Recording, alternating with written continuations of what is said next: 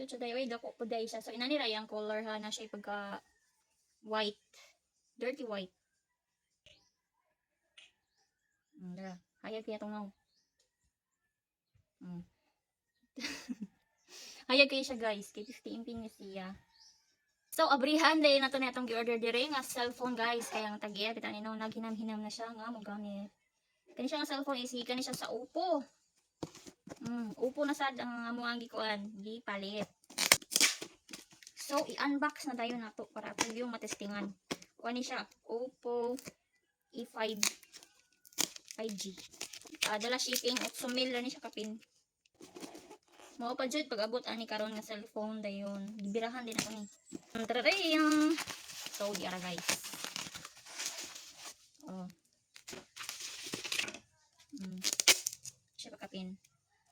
And then, let's open Sesame. Kapit na jud na to makita ang cellphone. Pakainin siya nga pagka-cellphone day.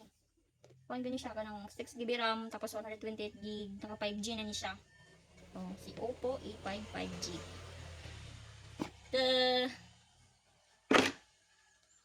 So, asa ni siya? Isulod ani okay, na siya kuan. Na siya guide, mga safety guide ana. Tapos na siya pagka-pin pod na casing. Na siya pagka-pin casing. So, muna ni siya dai. Later na ni. Ito pang i-check ang box na sa isulod ha. Na siya charger.